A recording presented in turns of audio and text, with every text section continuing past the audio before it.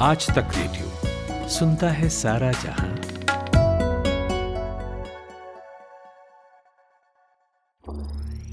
ज्ञान ध्यान।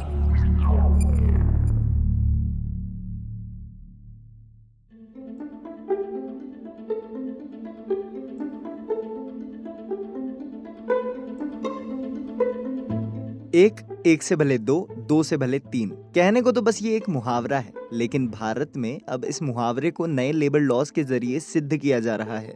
दरअसल देश में श्रम कानूनों को लेकर हाल ही में कुछ तब्दीली हुई, जिससे कि हर एम्प्लॉय के काम पर फर्क पड़ने वाला है। क्या हैं ये लेबर लॉज? इनकी शुरुआत कैसे हुई? क्या है नए लेबर कोड्स? किस तरह से ये मेरे और आपके दैनिक जीवन में बदलाव लेकर आएंगे? और आखिर कब से ये लागू होंगे? इन सभी सवालों के जवाब आज मैं आपको देने की पूरी कोशिश करूंगा।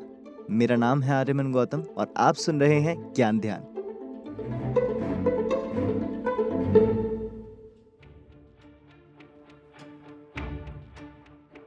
कहानी की शुरुआत होती है 18th सेंचुरी BC में। उस दौरान इंडस्ट्रियल रेवोल्यूशन चल रहा था। वर्कर्स के साथ तब काफी दुर्व्यवहार होता था। इसी को रोकने के लिए लेबर लॉज का आना बेहद जरूरी था। भारत में 1883 में ब्रिटिश राज था। तब ब्रिटिशर्स को अपने लोगों के लिए सोचने पर मजबूर होना पड़ा, जिसके चलते 1883 में ही ब्रिटिशर्स फैक्ट्रीज एक्ट लेकर आए। इस एक्ट के तहत 8 hours of working, child labour avoid करने की कोशिश और महिलाओं को नाइट शिफ्ट से छुटकारा देने जैसी कई बातों पर ध्यान दिया गया। इसके बाद 1929 में एम्प्लॉयर और एम्प्लॉय के रिश्ते में इम्प्रूवमेंट लाने के लिए भारत में ट्रेड डिस्प्यूट एक्ट लाया गया। अगर आसान भाषा में बात करें तो लेबर लॉज यानी श्रम कानून कानूनों का एक ऐसा समूह है जो किसी ऑर्गेनाइजेशन या उसमें काम कर रहे लोगों के अधिकारों और देनदारियों को कंट्रोल करता है। यानी कि अगर आप कहीं एम्प्लॉय हैं, जैसे कि मैं भी आज तक रेडियो में काम कर रहा हूं, तो ये लॉज हम सबके लिए हैं। हाल ही में भारत में कुछ नए लेबर कोड्स ने दस्तक दी है। लेबर कोड्स की बात करें तो भारत में पहले 29 छोटे बड़े लेबर लॉज थे। इन सबको थोड़ा इजी और एक्यूरेट करने के लिए सरकार ने 4 लेबर कोड्स में इन सारे 29 कोड्स को समेट कर रख दिया। ये 4 लेबर कोड्स हैं: wages code, industrial relations code, social security code और occupational safety health and working conditions code.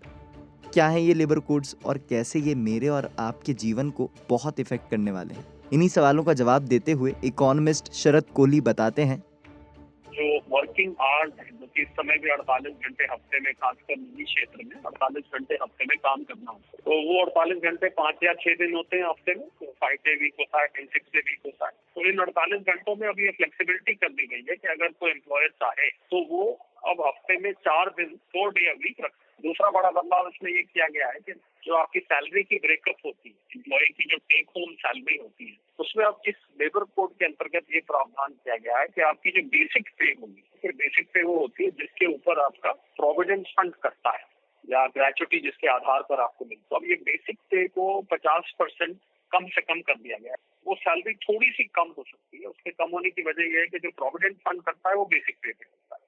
Basic पे बढ़ जाने से प्रोविडेंट फंड बढ़ जाएगा। प्रोविडेंट फंड बढ़ जाने से अगर सैलरी नहीं बढ़ेगी तो वो टेक होम पे कम हो जाएगा। हालांकि मैं साथ में जोड़ना चाहूंगा कि टेक होम पे कम जरूर होगी, पर जो रिटायरमेंट का पैसा प्रोविडेंट फंड में जमा होता है रिटायरमेंट के लिए या कोई बड़ा खर्च करने के लिए, वो कॉर्पस बढ़ जाएगा। एक और चीज आपको अगर मैं बताऊं तो इसमें क्या गया है कि जब किसी एम्प्लॉय को छुट्टी लेनी हो तो उसके लिए कम से कम 240 दिन साल में उसने काम करा होना चाहिए। नए लेबर कोड के अंतर्गत तो वो 240 दिन को घटा के 180 दिन कर दिया गया। मतलब 180 दिन अगर किसी एम्प्लॉय ने काम किया है तो वो काफी रहेगा उसके लिए अगर उसको छुट्टी अप्लाई कर। कुल मिला के मुझे लग रहा है कि लॉन्ग रन में एम्प्लॉयर को भी एम्प्लॉय को भी फायदा होने वाला है। शॉर्ट रन में एम्प्लॉइज को थोड़ा सा अपनी सैलरी टेक होम कम होती दिख सकती है, पर वो असल में कम नहीं होगी। उनके खाते में प्रोविडेंट फंड के रूप में जमा होती।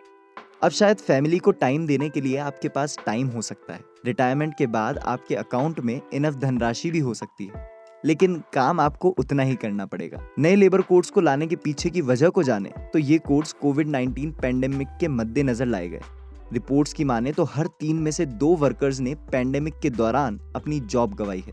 साथ ही centre for monitoring Indian economy CMIE के मुताबिक 9 करोड़ से ज्यादा स्मॉल ट्रेडर्स और लेबरर्स को अप्रैल 2020 में अपनी जॉब छोड़नी पड़ी। साथ ही स्टेट्स को लगता है कि इससे इन्वेस्टमेंट को अट्रैक्ट करने में मदद मिलेगी। लॉकडाउन्स की वजह से देश की इकोनॉमी में भी बहुत ज्यादा गिरावट आई थी और इन्हीं को संभालने के लिए कोड्स इनमें मदद करेंगे। छोटे बिजनेसेस को आर्थिक दबाव में बंद होने से बचाने के लिए कम अनुपालन के बारे में सोचा जाता है। ये कोड्स ऐसे में काफी हेल्पफुल साबित होंगे।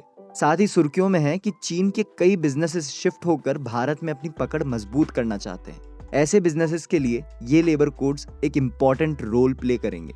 लेकिन सवाल ये उठता है कि इन लेबर कोड्स का फायदा एम्प्लॉयज कब उठा पाएंगे। इसी का जवाब देते हुए शरद कोहली बताते हैं, कोई ध्यान देने वाली बात यह है कि करीब 23 राज्यों ने और केंद्र शासित प्रदेशों ने इसके ड्राफ्ट रूल जारी कर दिए। 1 जुलाई से ऐसा सुना जा रहा था कि इसमें आना था, पर मुझे लग रहा है कि कुछ इसमें नोटिफिकेशन अभी आने बाकी है, कुछ प्रक्रिया बाकी है। और दूसरी बात यह कि राज्यों ने भी ड्राफ्ट रूल जारी किए हैं, तो कई बार प्रक्रिया की इंतजार की जाती है कि क्या लोगों का रिएक्शन है, क्या फीडबैक है। उसके आधार पर थोड़ा सा डिले लग रहा है इसको लॉन्च होने में, क्योंकि 1 जुलाई से अब ऐसा नहीं लग रहा कि आ रहा है। और क्योंकि ये कॉन्करेंट लिस्ट में है, कॉन्स्टिट्यूशन में कॉन्करेंट लिस्ट होती है, इसका अर्थ ये होता है कि केंद्र और राज्य दोनों की स्वीकृति जरूरी होती है। मतलब अगर राज्य ना चाहे तो इसको नहीं इम्प्लीमेंट कर सकता।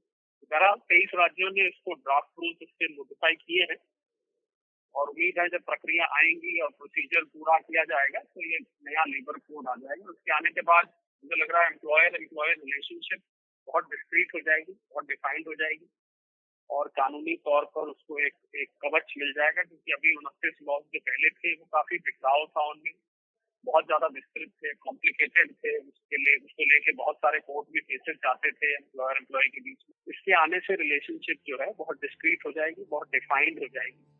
तो अब इससे एक बात तो साफ हो जाती है कि नए लेबर कोड्स जब भी आएंगे एम्प्लॉयज और एम्प्लॉयर के बीच एक अच्छा रिलेशन फॉर्म करने में मददगार साबित हो सकते हैं। साथ ही एक हेल्दी वर्क कल्चर क्रिएट करने में भी हेल्पफुल हो सकते हैं।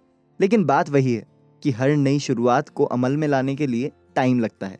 आने वाले वक्त में ये कितने मददगार साबित होंगे ये देखना अभी बाकी है। तो मैं उम्मीद करता हूँ कि नए लेबर कोड से रिलेटेड आपको वो जानकारियां मिल गई होंगी जो आप जानना चाहते थे। अगर कोई और विषय हो जिस पर आप ज्ञान ध्यान सुनना चाहते हैं तो मेल करें। हमारी मेल आईडी है radio@aajtak.com। मेरा नाम है आर्यमन गौतम। सुनते रहिए आज तक रेडियो। नमस्कार।